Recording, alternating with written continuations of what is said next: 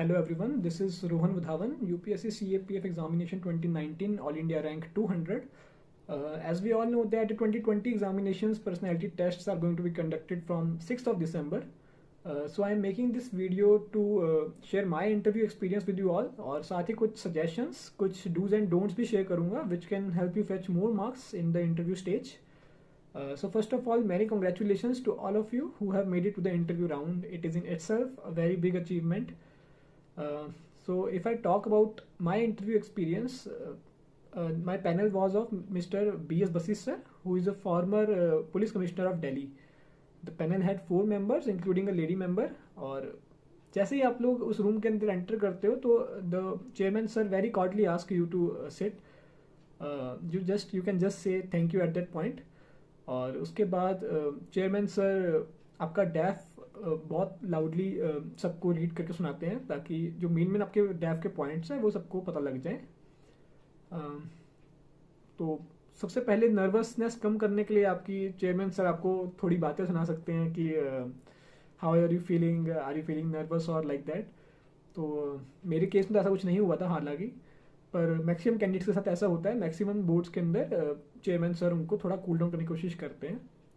मेरे केस में ऐसा था कि चेयरमैन सर ने मुझसे सीधा कहा कि you have got very good marks in 10th and 12th and in your graduation, so I am already impressed. तो उस जगह पे कुछ समझ नहीं आता क्या कहना है, तो आप जस्ट उस टाइम पे थैंक यू कह सकते हो और बहुत ही पोलाइटली आप उनसे कहते हो thank you sir for your gesture. और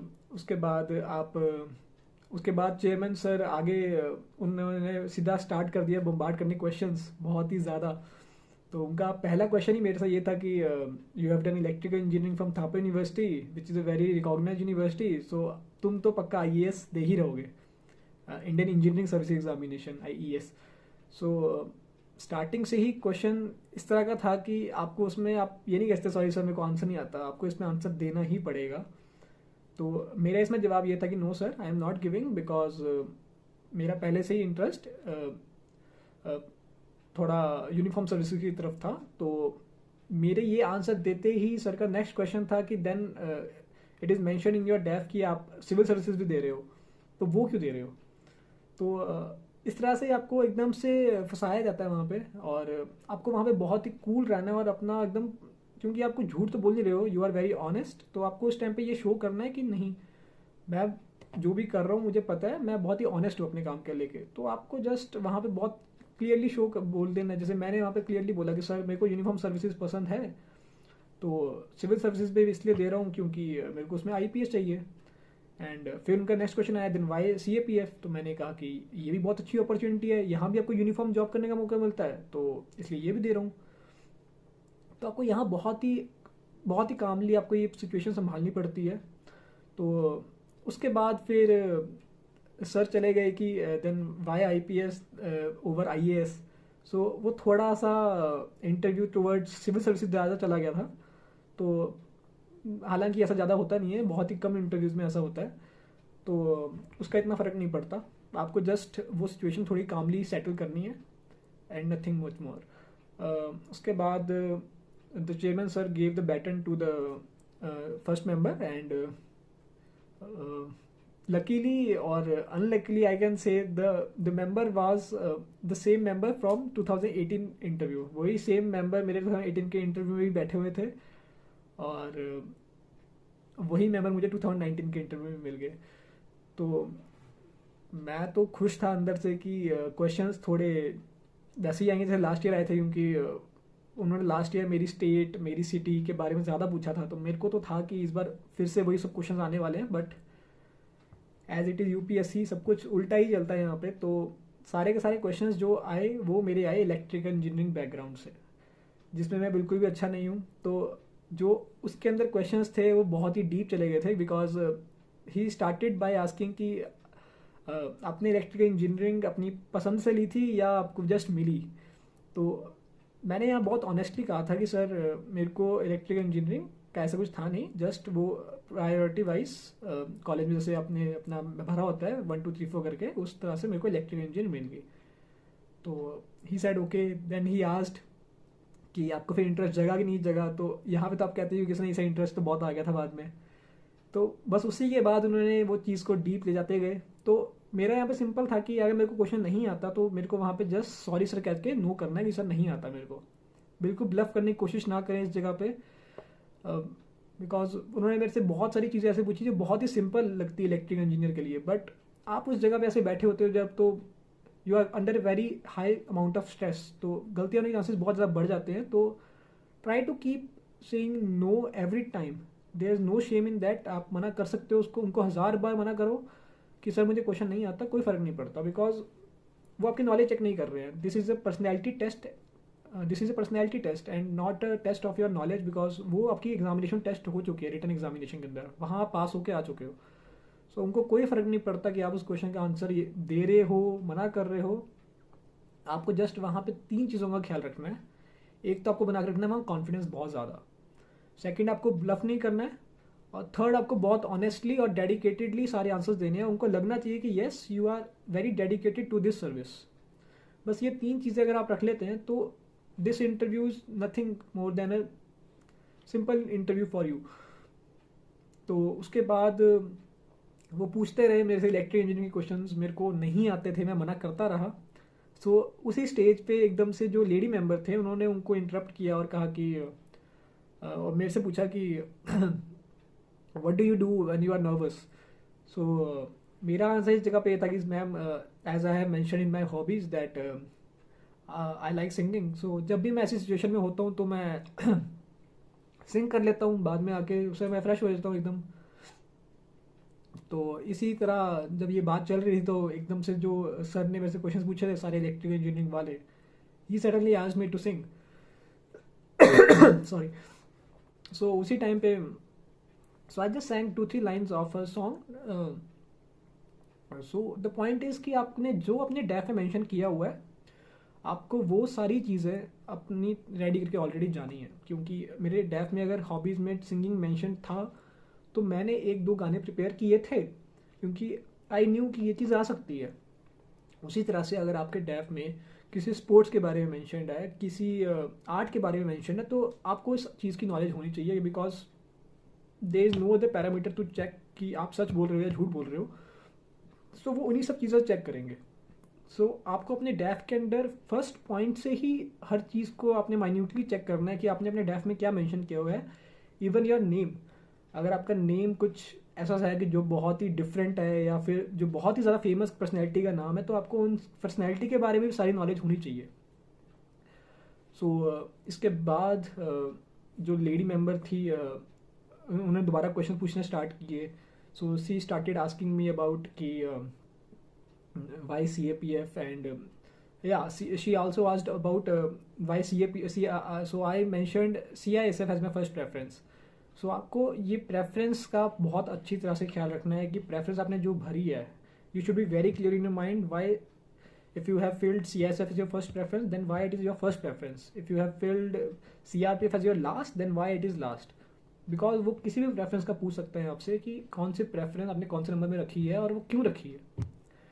फॉर एग्जाम्पल मैंने जैसे CISF फर्स्ट पे रखी थी, तो व्हेन दे आस्क्ड मी, तो मैंने बहुत सिंपली उनसे इतना कह दिया कि मेरे पापा एक PSU public sector undertaking NHPC में काम करते हैं, तो वहाँ पे CISF बचपन से ही मैं सिक्योरिटी ग्रुप में देखता आया हूँ, और उन्हीं के बच्चे सारे मेरे साथ, जब मैं केंद्रीय विद्यालय में पढ़ता था तो वो मेरे साथ ही पढ़ते थे, तो मेरे को वो लाइफस्टाइल और वो मैंने उनको देखा काम करते हुए, तो I just connect emotionally, and उनसे एक मेरा कनेक्शन है बहुत पुराना, तो इसलिए मेरे को CISF ज़्यादा पसंद है। तो ऐसा एक पॉइंट आप लोगों को रखना है अपने साथ कि वो बाकियों से डिफरेंट हो, क्योंकि ये हर कोई कहेगा कि आई लाइक यूनिफॉर्म सर्विसेज और CISF के पॉजिटिव्स ये है, तो अगर आप पॉजिटिव बताने लग जाओगे तो वो बाकियों के नेगेटिव्स में आ जाएगा कि फिर बाकियों में ये चीज़ें नहीं है क्या, तो फिर आप काउंटर वो सारा गेम काउंटर पर चला जाएगा। तो आपको इतना ज़्यादा काउंटर वाली चीज़ों में ना जाके बहुत ही सिंपल रखना है, और कोई ऐसी चीज़ बोल दीजिए जिससे वो कन्विंस हो जाए वहीं पे उसी टाइम। सो पूरी गेम यहाँ पे जो है वो उनको कन्विंस करने की है, जैसे ही वो कन्विंस होते हैं they will move on to the next question. इसके बाद मैम ने मुझसे एक SRT पूछी, सिचुएशन रिएक्शन टेस्ट की, which was related to terrorism. So she asked me कि आप JNK में कहीं पे पोस्टेड हैं और आपको पता लगता है किसी विलेज में जो टेरर कैंप्स है, वो जो टेररिस्ट ऑर्गेनाइजेशन है, वो वो यूथ को रेडिकलाइज करने की कोशिश कर रही है, और बहुत सारे यूथ वहाँ से रेडिकलाइज होकर उनकी ऑर्गेनाइजेशन ज्वाइन भी कर रहे हैं। तो आप इसको कैसे रोकेंगे? मैं वही, जैसे हम लोग आंसर्स देते हैं, पूरे आंसर्स देता गया, तो फाइनली उन्होंने मेरे से ये पूछा कि जस्ट इतना बताओ कि आप टेररिस्ट को मारोगे कि नहीं मारोगे। आपको इस जगह पे इतना ध्यान रखना है कि जो वो टेररिस्ट हैं, वो जो यूथ नया रिक्रूट हो रहा है वही है। तो आप सीधा नहीं कह सकते कि मैं उनको मार दूंगा या मैं ऐसा कर दूंगा वैसा कर दूंगा। आपको यहाँ पे सिंपली अपने आंसर्स को बहुत ही लाइट रखते हुए, बहुत ही लॉजिकल रखते हुए सिंपल इतना कहना है कि मैम जो भी SOP हमें दिया जाएगा, स्टैंडर्ड ऑपरेटिंग प्रोसीजर, हम उसके अकॉर्डिंग काम करेंगे। जो भी मेरे जो ऊपर हेड होंगे, उनकी जो मेरे को डायरेक्शन मिलेगी, मैं उस अकॉर्डिंग काम करूंगा। अगर वो मेरे को कहते हैं कि आई कैन किल देम, तो फिर मैं उनको मार भी दूंगा, कोई दिक्कत नहीं है।